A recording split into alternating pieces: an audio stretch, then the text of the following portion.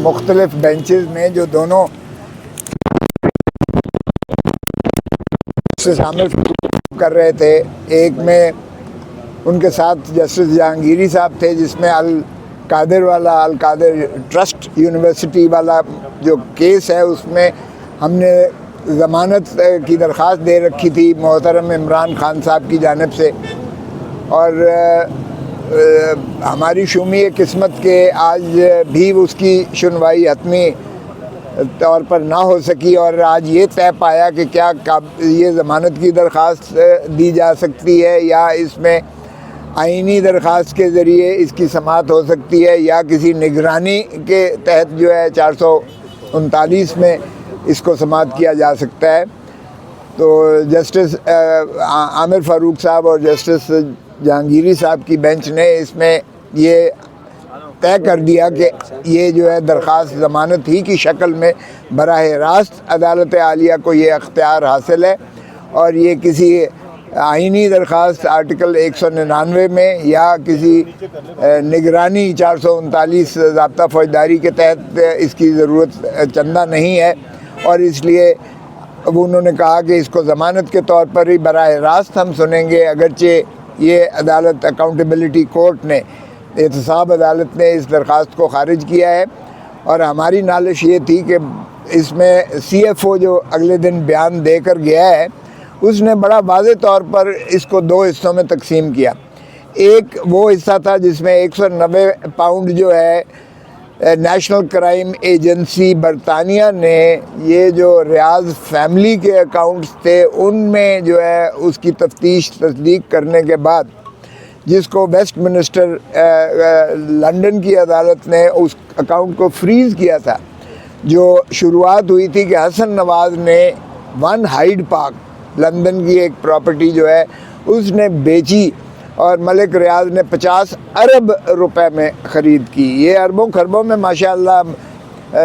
ये नवाज़ शरीफ के फ़र्जंद अर्जुमंद ये खेलते हैं, बहुत मुशक्क़त और मेहनत करते हैं, बहुत ज़्यादा जागीरें हैं, इनकी जायदादें हैं, इसलिए ये अरबों खरबों में ही जाएगा इनका। तो उसको मशकूक ट्रांजैक्शन देखते हुए उन्होंने नेशनल क्राइम्स एजेंसी लंदन ने उस अकाउंट को फ्रीज़ किया था, और वहाँ से शुरुआत हुई। और उसके बाद जो है मलिक रियाज का और नेशनल जो है क्राइम एजेंसी के दरमियान मुआहदा होता है, और उस मुआहदे के तहत ये दिसंबर 2018 से शुरू होता है, और ये दिसंबर 2019 2019 में तक ये एक सिलसिला है, जिसमें 190 पाउंड जो है वो बराह रास्त अल मशरिक बैंक से और मलिक रियाज की फ़ैमिली की जो है इजाज़त से और उनके जो क्राइम एजेंसी है उनकी इजाज़त से ये अमाउंट सीधा का सीधा आता है ये रजिस्ट्रार सुप्रीम कोर्ट के अकाउंट में, जो इन्होंने खोल रखा था मलिक रियाज की उस जो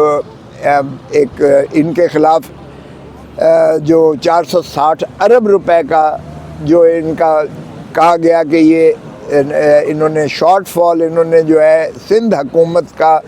ज़मीन अराज़ी के एवज़ाने में जो इन्होंने बैरिया टाउन बनाया है कराची में, उसके एवज़ाने में इनके ज़िम्मे बनता है, क्योंकि इन्होंने उसकी कमतर कीमत अदा करते हुए ये ख़रीद की है। तो वो 460 अरब रुपया जो है सुप्रीम कोर्ट ने मलिक रियाज पर हर्जाना लगाया, और उसकी एग्जीक्यूशन में इम्प्लीमेंटेशन में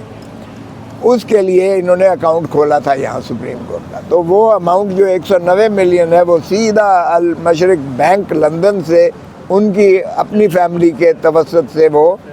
190 पाउंड यहाँ आया। तो CFO ने जो बयान दिया यहाँ अकाउंटेबिलिटी कोर्ट में, जेल में जो ट्रायल हो रहा है, उसमें उसने कहा कि ये सीधा अमाउंट आया और इसमें ना तो कोई इमरान खान साहब का जो है दखल अमल था, ना उनको एक ढेला भी और पाई भी इसमें से जो है निकाली गई, और ना ही बुशरा बीबी को जो है उसमें से कोई मफाद मिला या कोई उसमें उन्होंने फ़ायदा दिया। एक हिस्सा ये था इस अल कादिर यूनिवर्सिटी केस का। दूसरा हिस्सा था कि मलिक रियाज ने 460 कनाल सुहावे में एक रकबा दिया जिस पर उन्होंने ट्रस्ट कायम किया,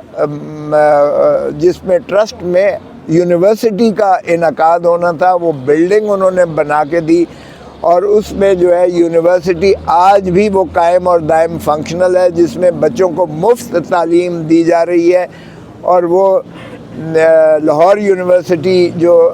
पंजाब यूनिवर्सिटी है, Lahore government college Lahore university, उसके साथ मुंसलिक है ये अलकादर यूनिवर्सिटी की। वो बच्चे जो है वहाँ डिग्री लेने के हकदार हैं। तो वो रकबा में भी उन्होंने ये बयान दिया जो CFO पेश हुआ कि उसमें भी ये ट्रस्ट के ज़िम्मे है। ट्रस्ट के जो एडमिनिस्ट्रेशन है उसमें इमरान खान या बुशरा बीबी का कोई ताल्लुक़ नहीं है। ये जो ज़मीन है वो भी ट्रस्ट के नाम है,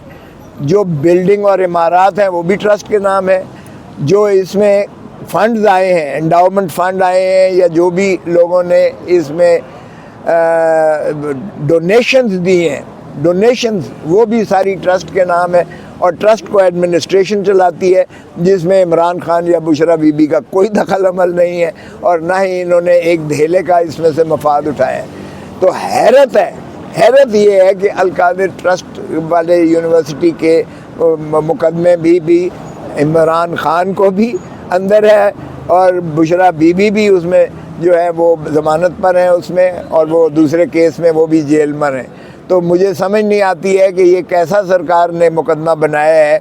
जिसमें 190 मिलियन वो भी जो बराह रास्त सुप्रीम कोर्ट में अकाउंट में आया, जो सरकारी ख़जाने में पहुंच चुका है, और बाद में जो ट्रस्ट बना है, वो बिल्डिंग बनी है, वो यूनिवर्सिटी बनी है, जो वो भी बदस्तूर ट्रस्ट और एडमिनिस्ट्रेशन के नाम है, जिसमें से ना इमरान खान और ना बुशरा बीबी ने कोई मफाद नहीं उठाया है। तो उसकी ज़मानत की आज दरख्वास्त थी। मैंने कहा जी ये तो सीधा सीधा केस है, सुन लीजिएगा। तो बाहर गैप ये तय करने के बाद परसों के लिए उसे उन्होंने रखा है और मैंने यही विनती की है, रिक्वेस्ट की है कि मैं नवाज़ शरीफ तो नहीं हूँ, लेकिन अगर तो मियाँ या शरीफ का नाम साथ लग जाए तो फिर तो 1 मिनट लगती है और फिर स्पीडें लग जाती हैं समाअत करने में और फिर उनको जो है रिलीफ मिलती है। लेकिन अगर इमरान खान या PTI का नाम आ जाता है तो फिर उस पर तारीख़ों पर तारीख़ें पढ़ना शुरू हो जाती हैं। अब देखें परसों ये क्या करते हैं बाहर के, हम तो कहाँ हैं कि खुदारा आपने आइन की पासदारी और कानून की अमलदारी का हल्फ उठा रखा है और आप बुनियादी हकूक़ के ज़ामिन हैं पाकिस्तान की आवाम के। तो बुनियादी हकूक़ जो है पाकिस्तान के इसी चीज़ के मुतक़ाज़ी है कि वो कोई भी हो, वो ज़रूरी नहीं है कि सिर्फ शरीफ ही हो या मियाँ साथ लिखा हो तो उसको ही सिर्फ अदालतें रिलीफ दें, बल्कि जिसका भी हो, चाहे वो कोई अमीर हो, गरीब हो, ताकतवर हो या वो नादार हो, जो भी हो, उसका जो है वो इंसाफ करना आपका काम है। दूसरा केस लगा हुआ था साइफ़र वाला। साइफ़र वाले की अपील जो है आप देख रहे हैं कि इतने अरसा से चल रही है। उसमें भी सलमान सफदर साहब अभी खड़े ही हुए हैं, तो चीफ साहब कहने लगे कि मैंने सुप्रीम कोर्ट में जाना है और मीटिंग है एक, इसलिए जो है आज नहीं हो सकता, तो वो उसको कल पे मुलतवी किया गया है। साइफ़र वाला केस भी जुल्म है, ना तो साइफ़र की जो है डॉक्यूमेंट को पेश किया गया, साइफ़र फॉरेन मिनिस्ट्री में बदस्तूर मौजूद है, उसका मंदरजात और मतन कभी पेश नहीं हुआ। आपने ऑब्जर्वेशन सुन ली, अदालत ने कहा कि भाई जिस मुद्दा पर आपने एक शख्स को सज़ा दी है वो मुद्दा अदालत के सामने कभी पेश ही नहीं किया गया।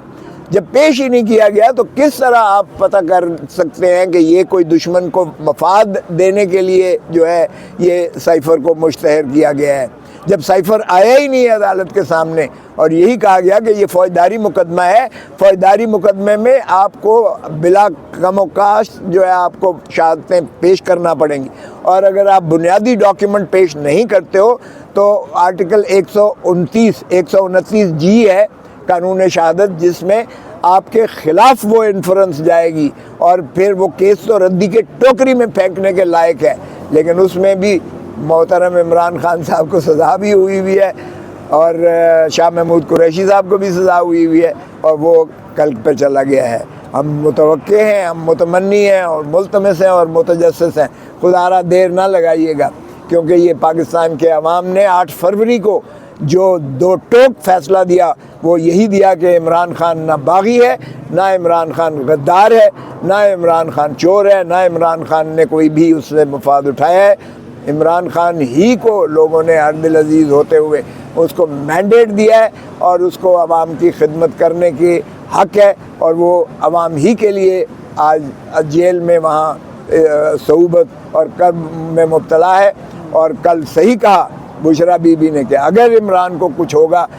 तो ये कौम भी जो है उसको माफ़ नहीं करेगी, और फिर कौम जाने, और फिर जो उनको नुकसान पहुंचाने वाले हैं फिर वो जाने। सो अदालतों से इसलिए एहतरामन अर्ज़ है कि खुदारा इंसाफ दीजिएगा, क्योंकि अवाम आपकी तरफ देख रहे हैं, पाकिस्तान की 25 करोड़ अवाम, और आप ही की तरफ